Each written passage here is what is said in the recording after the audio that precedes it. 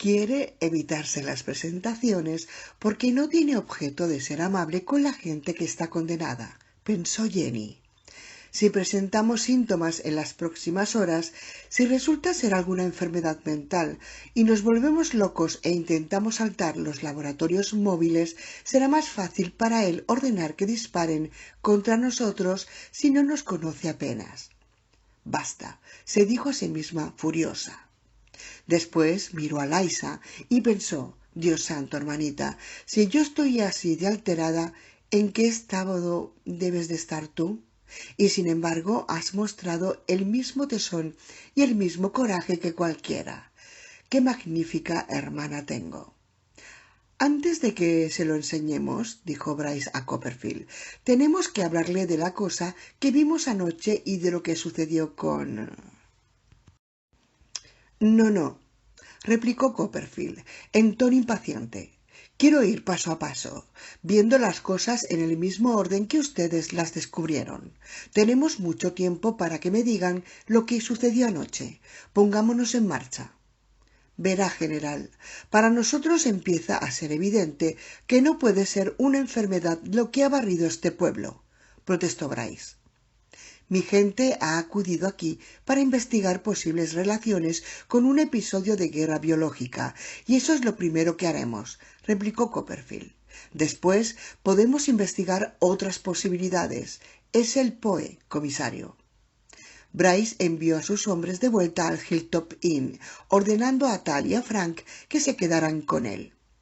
Jenny tomó de la mano a Liza y las dos se encaminaron también hacia el hotel, pero Copperfield la llamó. «¿Doctora?» «Espere un momento. Quiero que nos acompañe. Usted fue la primera médico en llegar al lugar. Si el estado de los cadáveres ha cambiado, usted es la mejor para notarlo». Jenny se volvió hacia Liza. Liza miró a Jenny. «¿Quieres venir?» «¿A la panadería otra vez?» «No, gracias», se estremeció la muchacha. Al recordar la tétrica voz tierna infantil que había surgido del desagüe del fregadero, Jenny le advirtió: «No entres en la cocina, y si tienes que ir al baño, pide a alguien que te acompañe». «Jenny, si todos son hombres». «No importa, pídeselo a Gordy. Él se puede quedar a la entrada del excusado, vuelto de espaldas». «Jesús, qué embarazoso sería». «¿Acaso prefieres entrar sola en esos aseos otra vez?» El rostro de Liza empalideció en un instante. «De ninguna manera», musitó. «Bien, mantente cerca de los demás, y repito, cerca. No solo en la misma estancia que los demás, sino en la misma parte de la sala que ellos. ¿Me lo prometes?» «Prometido». Jenny recordó las 2 llamadas telefónicas de Wargle durante la recogida de material sanitario. Pensó en las abiertas amenazas que la voz había hecho, aunque fueran las amenazas de un muerto y no deberían haber tenido el menor sentido. Jenny estaba asustada. «¿Y tú? Ten cuidado también», dijo Liza. Jenny besó en la mejilla a la pequeña. «Ahora date prisa y alcanza a Gordy antes de que doble la esquina». Liza echó a correr mientras llamaba a la gente. «Gordy, espera».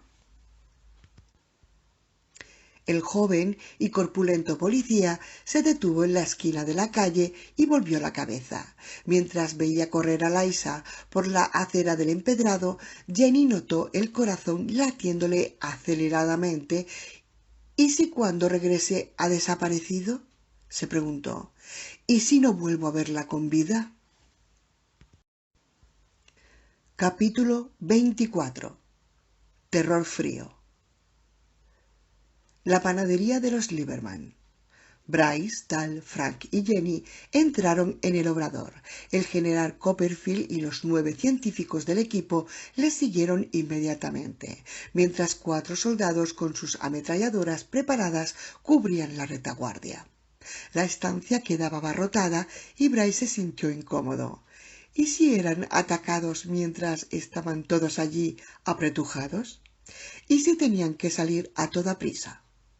Las 2 cabezas seguían exactamente donde las habían encontrado la noche anterior, dentro de los hornos, mirando por el cristal. Sobre el aparador, las manos cortadas seguían agarrando el rodillo de amasar. Niven, uno de los hombres del general, tomó varias fotografías del obrador desde varios ángulos y luego una docena de primeros planos de las cabezas y las manos. Los demás fueron desplazándose por la estancia para no molestar a Niven en su trabajo.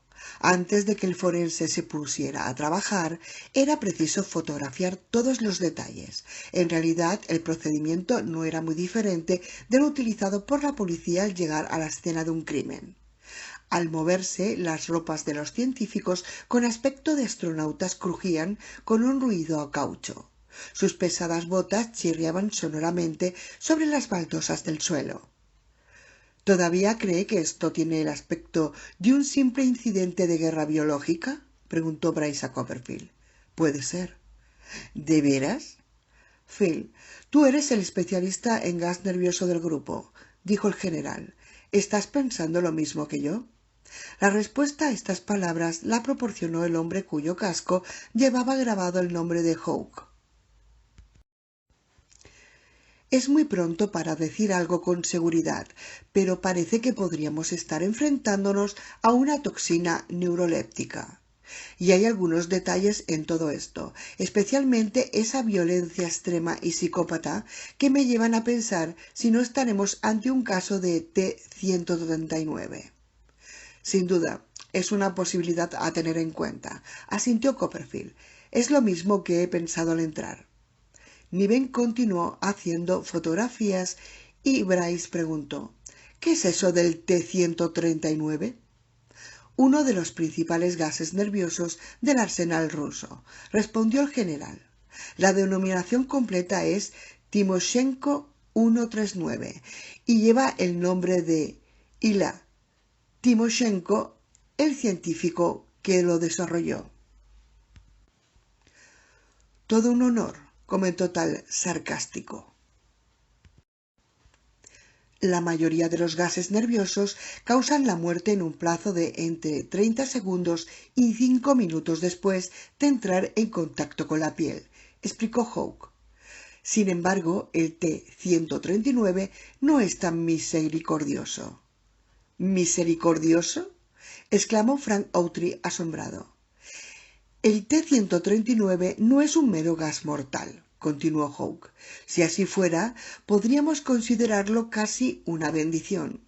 Ese gas es lo que en estrategia militar se denomina un agente desmoralizador.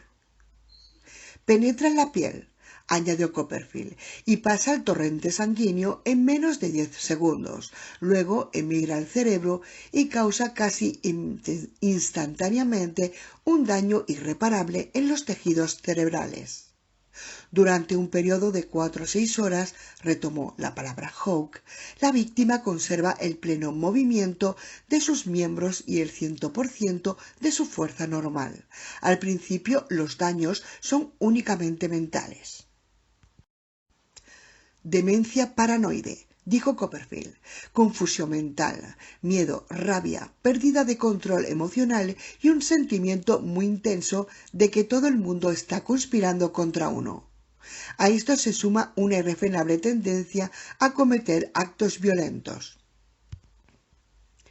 En esencia, comisario, el T-139 convierte a la gente en máquinas de matar sin freno durante un periodo de 4 a 6 horas. Sus víctimas se atacan entre sí y agreden a los no afectados de las zonas que no han sufrido el ataque de los gases.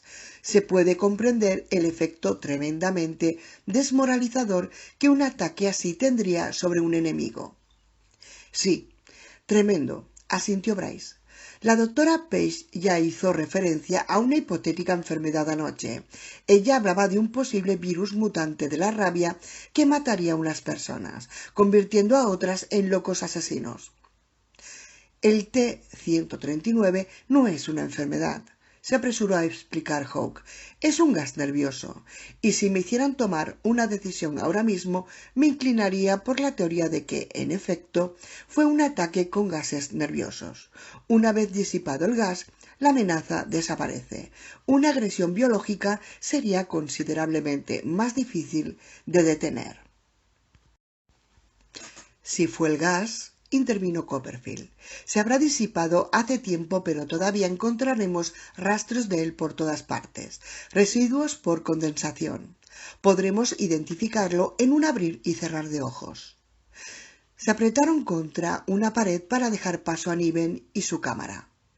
«Doctor Huck», dijo Jenny, «respecto a ese T-139, ha mencionado que el estadio ambulatorio dura entre 4 y 6 horas. ¿Y luego qué?» «Bueno», respondió el aludido, «el segundo estadio es también la fase terminal. Dura entre 6 y 12 horas. Se inicia con el deterioro de los nervios eferentes y llega hasta la parálisis de los centros cerebrales, de los reflejos cardíacos, vasomotores y respiratorios». «Dios santo», exclamó Jenny. «Traduzca eso para los legos en medicina», pidió Frank. «Significa que durante la segunda fase de la enfermedad», explicó la doctora, «el T-139 reduce gradualmente la capacidad del cerebro para regular las funciones automáticas del cuerpo, como la respiración, el tono cardíaco, la dilatación de los vasos sanguíneos, el funcionamiento de los órganos. La víctima empieza a experimentar un ritmo cardíaco irregular, una dificultad extrema para respirar y un progresivo fallo en todos y cada uno de los órganos y glándulas.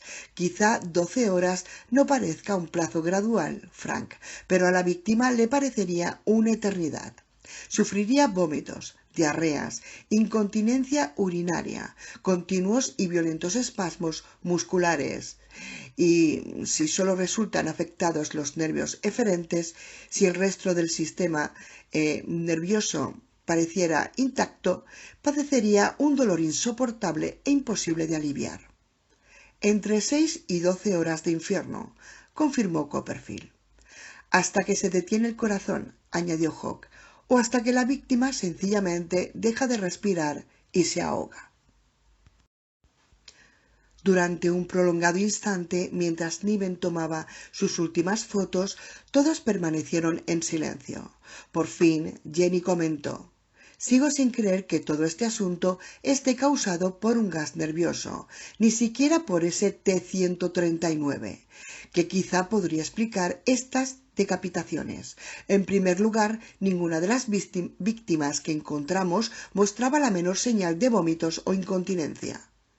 «Bueno», respondió Copperfield, «podríamos estar ante un derivado del T-139 que no produce esos síntomas, o quizá se trate de otro gas». «Ningún gas puede explicar lo del insecto», dijo Tal Whitman. «Ni lo que sucedió a Stowbarrel», añadió Frank. «¿Un insecto?», preguntó el general. «Usted no quería que le contáramos nada hasta haber visto esas cosas», le recordó Bryce a Copperfield. «Pero ahora creo que es buen momento para...» «He terminado», le interrumpió Niven. «Está bien», asintió el general. «Comisario, doctora Page». «Agentes, si hacen el favor de guardar silencio hasta que hayamos completado el resto de nuestro trabajo aquí, agradeceremos mucho su colaboración». Los demás miembros del equipo científico se pusieron inmediatamente manos a la obra. Yamaguchi y Betenby trasladaron las cabezas cortadas a un par de recipientes para muestras con el interior de porcelana, con tapas herméticas y seguro de apertura. Valdez desprendió con cuidado las manos del rodillo y las colocó en un tercer recipiente. Hawke rascó un poco de harina de la mesa y la guardó en un pequeño tarro de plástico, pues la harina seca podía haber absorbido y contener todavía trazas del gas nervioso, si realmente había existido tal gas. Hawke tomó también una muestra de la masa para hornear que había bajo el rodillo. Goldstein y Roberts inspeccionaron los dos hornos en cuyo interior habían encontrado las cabezas y, a continuación, Goldstein utilizó un pequeño aspirador a pilas para limpiar todos los restos que contenía el primero. Cuando hubo terminado, Roberts extrajo la bolsa del aspirador, la selló y la etiquetó, mientras Goldstein utilizaba el aspirador para recoger minúsculas e incluso microscópicas muestras del segundo horno. Todos los científicos se dedicaron a sus tareas, salvo los dos hombres cuyos trajes no llevaban ningún nombre en el casco. Estos permanecieron a un lado, limitándose a observar. Mientras los demás trabajaban, la pareja se dedicaba a describir lo que estaban haciendo los demás y efectuaban comentarios sobre lo que iban encontrando, utilizando para ello una jerga que Bryce fue incapaz de seguir. Nunca hablaban los dos al mismo tiempo. Esto, unido a la petición de silencio que había dirigido Copperfield a los que no eran miembros de su equipo, parecía dar a entender que los dos hombres hablaban para tomar nota de cuanto iba sucediendo. Entre los objetos que colgaban del cinturón de Copperfield había una grabadora conectada directamente al sistema de comunicaciones del traje del general. Bryce advirtió que la cinta estaba en movimiento. Cuando los científicos tuvieron todo lo que querían del obrador de la panadería, Copperfield dijo: «Bien, comisario, ¿dónde vamos ahora?» «¿No va a desconectar esa grabadora hasta que lleguemos allí?», preguntó Bryce, señalando el aparato. «No. Empezamos a grabar en el momento en que nos dejaron paso en el control de carreteras y continuaremos grabando hasta que descubramos qué ha sucedido en este pueblo. De este modo, si algo va mal, si todos morimos antes de encontrar la solución, el nuevo equipo conocerá todos los pasos que hayamos dado. No tendrá que empezar por las recogidas de muestras y quizá incluso cuente con un registro detallado del error fatal que nos haya costado la vida». La segunda visita que efectuaron fue a la galería de arte en la que habían entrado Frank Autry la noche anterior, al frente de sus tres hombres.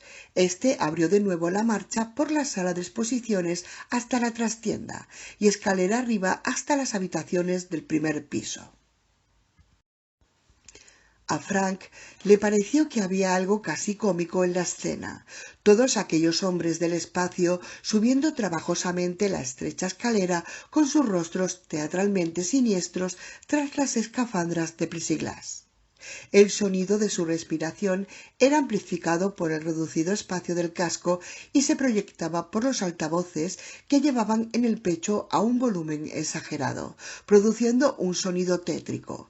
Era como una de esas películas de ciencia ficción de los años 50. El ataque de los monstruos del espacio, o algo parecidamente vulgar, y Frank no pudo evitar una sonrisa. Sin embargo, la vaga mueca desapareció de su rostro cuando entró en la cocina del piso y vio de nuevo el cadáver. El cuerpo seguía donde lo habían encontrado la noche anterior, tendido al pie del frigorífico, vestido solamente con los pantalones del pijama. Seguía hinchado, amoratado y con los ojos muy abiertos, fijos en el vacío. Frank se apartó del camino de los científicos y se colocó junto a Bryce, cerca del mostrador donde estaba el horno. Mientras Copperfield volvía a pedir silencio a los no iniciados, los científicos avanzaron con cuidado junto a los restos del bocadillo esparcidos por el suelo, hasta concentrarse en torno al cadáver. Copperfield se volvió hacia Bryce y le dijo: «Nos llevaremos este cuerpo para efectuarle la autopsia. ¿Todavía cree que esto tiene el aspecto de un simple incidente de contaminación por gases o de guerra química?», preguntó el comisario, repitiendo sus palabras de antes. «Sí, es perfectamente posible», respondió el general. «Pero la hinchazón y el amoratamiento», intervino Tal. «Pueden ser reacciones alérgicas al gas nervioso», replicó Huck. «Si le levanta las perreras del pijama», dijo Jenny, «creo que comprobará que la reacción se extiende incluso a la piel no expuesta al aire».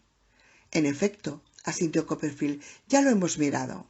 «Entonces, ¿cómo puede haber reacción cutánea si el gas no ha entrado en contacto con la piel?». «Estos gases suelen tener un factor de penetración muy elevado», informó Hawke. Pasan a través de la mayor parte de los tejidos. De hecho, lo único que impide el paso de la mayoría de ellos es el vinilo o el caucho. Justo lo que vosotros lleváis, pensó Frank, y justo lo que no llevamos nosotros. Hay otro cuerpo en la casa, informó Bryce al general. ¿Quiere echarle un vistazo a ese también? Desde luego. Es por aquí, general, dijo Frank, guiando al grupo por el corredor con el revólver preparado para disparar. Frank tenía miedo de entrar en la alcoba donde la mujer yacía desnuda entre las sábanas arrugadas. El agente recordó las obscenidades que Stu Wargell había dicho de ella y tuvo el terrible presentimiento de que ahora iba a encontrar allí a Stu, abrazado a la rubia, con sus cuerpos muertos unidos en una pasión fría y eterna. Sin embargo, en la estancia solo encontraron a la mujer, tendida en el lecho, con las piernas muy abiertas y la boca en un grito perpetuo. Cuando Copperfield y su gente terminaron el examen preliminar del cadáver y se disponían a marcharse, Frank se aseguró de que hubieran visto la automática de calibre 22, cuyo cargador, al parecer, había vaciado a la mujer sobre su asesino. ¿Cree usted que esta mujer le habría disparado a una simple nube de gas, general? Desde luego que no, replicó el aludido, pero quizá ya estaba afectada por el gas. Quizá su cerebro ya había sufrido daños. Es posible que le disparara a una alucinación o a un fantasma. Un fantasma, repitió Frank. Sí, señor, es exactamente eso lo que debería haber sido, porque, verá, general, la mujer disparó las 10 balas del cargador, pero solo hemos podido encontrar 2 proyectiles, uno de esa cómoda de ahí y otro en la pared, donde puede verse el agujero. Eso significa que casi todos los disparos acertaron en el blanco, fuera ese cual fuese. Yo conocí a los difuntos. Intervino la doctora Page, adelantándose. Eran Gary y Sandy Westla.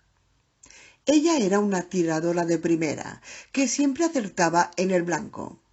El año pasado ganó varias competiciones de tiro en las ferias del condado.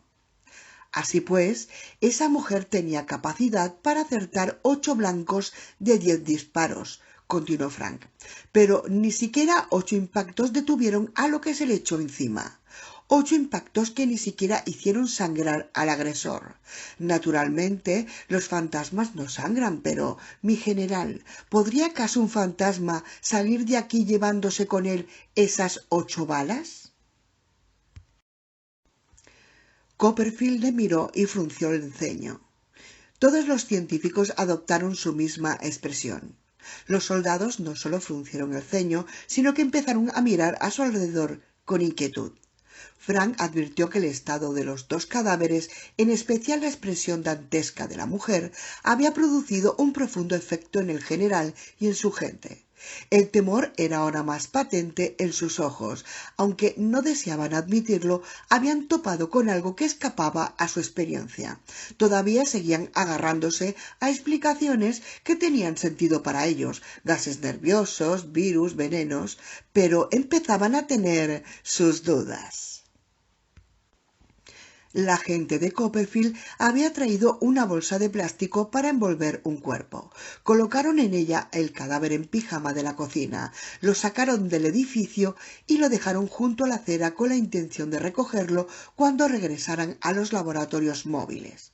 Bryce les condujo al supermercado Gilmartins. Ya dentro, junto a los frigoríficos de productos lácteos donde se había producido, relató el equipo de Copperfield la desaparición de Jake Johnson. No hubo gritos, ni el menor sonido, apenas unos segundos de oscuridad, unos segundos, pero cuando la luz volvió, Jake había desaparecido. ¿Buscaron ustedes por todas partes? Quizá huyó, apuntó Roberts. Sí, añadió la doctora Yamaguchi. Quizá desertó, teniendo en cuenta las cosas que había visto. Dios mío, exclamó Goldstein. ¿Y si ha salido de Snowfield? Podía estar fuera del área en cuarentena, portando la infección y... No. Jake no desertaría, replicó Bryce. No era precisamente el hombre más agresivo de la dotación, pero seguro que no desertaría estando yo. No sería tan irresponsable. Desde luego que no, asintió Tal. Además, el padre de Jake fue comisario del condado, de modo que pondría en juego el honor familiar. Y Jake era un hombre cauto, añadió Frank. No se dejaba llevar por el primer impulso. En cualquier caso, corroboró sus palabras Bryce, aunque estuviera lo bastante asustado para huir, se habría llevado uno de los coches de patrulla. Seguro que no se habría largado del pueblo a pie.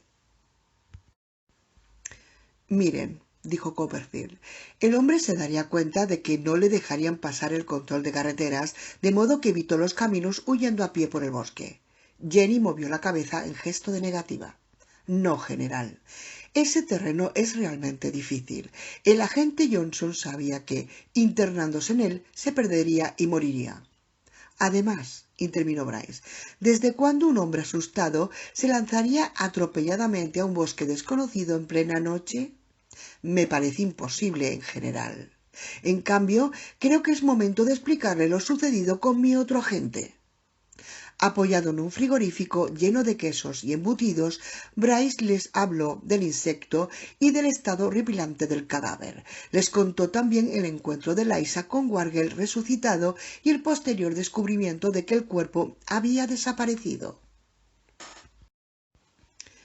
Copperfield y su gente expresaron asombro al principio, confusión después y, por último, temor. Sin embargo, durante la mayor parte de la narración de Bryce, la observaron en prudente silencio y se dirigieron unos a otros miradas de inteligencia. El comisario terminó contándoles el episodio de la voz infantil que había surgido del desagüe de la cocina momentos antes de su llegada. Luego, por tercera vez, preguntó: ¿Y bien, general, todavía opina que esto tiene el aspecto de un simple incidente de guerra química o bacteriológica? Copperfield vaciló, echó una ojeada al supermercado medio destrozado, clavó sus ojos por fin en los de Bryce y respondió: Comisario, quiero que los doctores Roberts y Goldstein efectúen un reconocimiento físico completo a todos los que vieron el insecto, incluso usted. ¿No me cree, verdad? Mire, yo creo que ustedes están genuina y sinceramente convencidos de que vieron esa criatura. ¡Maldita sea!, exclamó Tal. Seguro que comprenderán que a nosotros esas explicaciones nos suenen como si todos ustedes estuvieran contaminados, como si sufrieran alucinaciones, respondió Copperfield. ¿Cómo cree que todos pudimos tener la misma alucinación?, preguntó Bryce. Las alucinaciones en masa no son desconocidas, replicó Copperfield. General, intervino Jenny, no había nada en absoluto de alucinación en lo que vimos. Tenía la textura de lo real. Doctora Page, en condiciones normales daría un considerable valor a cualquier observación que usted efectuara. Sin embargo, al ser una de las personas que afirman haber visto ese insecto, su opinión médica sobre el tema no me parece sencillamente objetiva. Frank Autry frunció el ceño y protestó. Pero, general, si todo esto es una mera alucinación, ¿dónde está Stu Wargel? Quizá él y ese Jake Johnson desertaron, apuntó Roberts, y quizá ustedes solo incorporaron esas desapariciones en su delirio.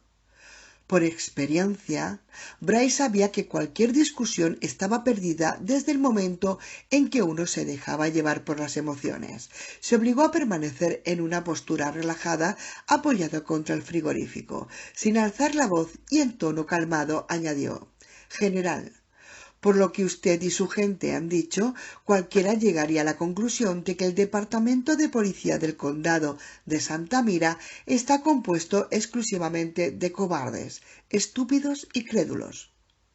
Copperfield hizo unos gestos conciliadores con sus manos enguantadas de caucho.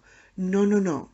No estamos diciendo nada de eso. Por favor, comisario, intente comprenderlo. Solo estamos siendo sinceros con ustedes. Les estamos explicando cómo vemos nosotros la situación, cómo la vería cualquiera con conocimientos especializados sobre la guerra química y bacteriológica.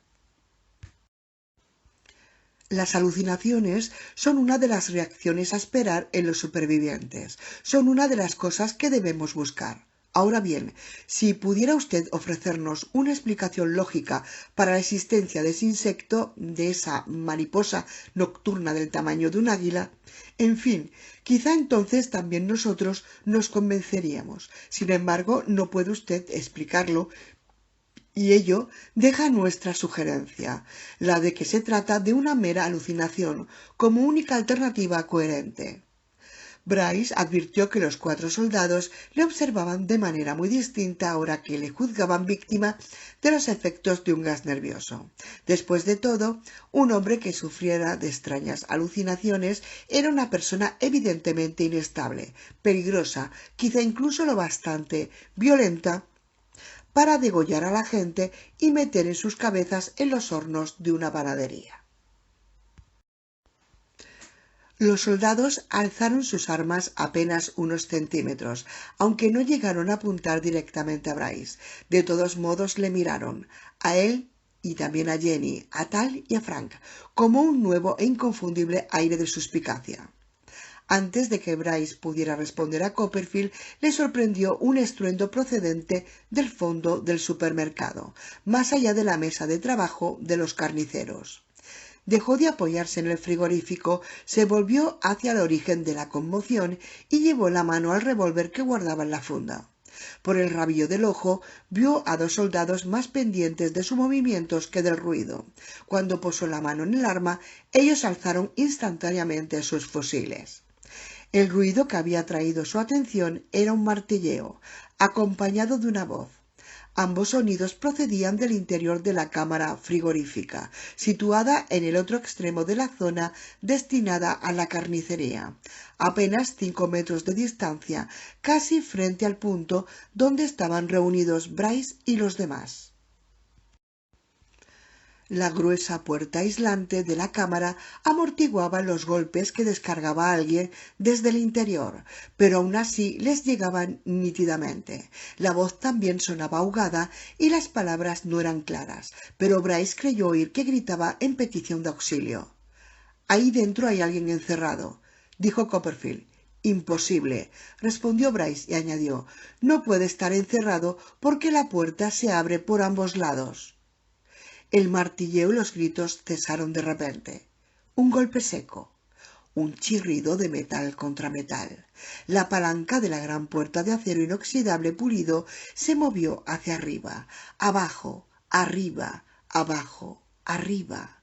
El pasador soltó un chasquido. La puerta empezó a abrirse, pero solo lo hizo un par de dedos. Luego quedó inmóvil.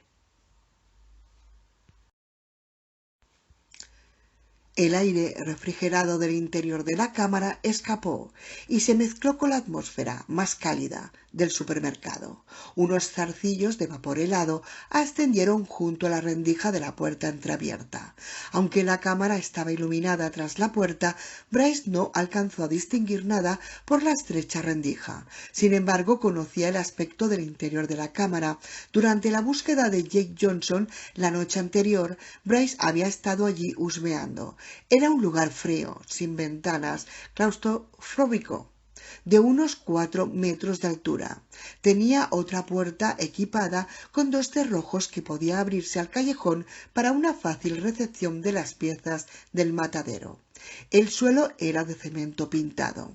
Las paredes, de hormigón, unos fluorescentes lo iluminaban. En 3 de los muros, unos conductos de ventilación hacían circular el aire entre las medias terneras, las piezas de vaca y los cerdos en canal que colgaban de los ganchos del techo.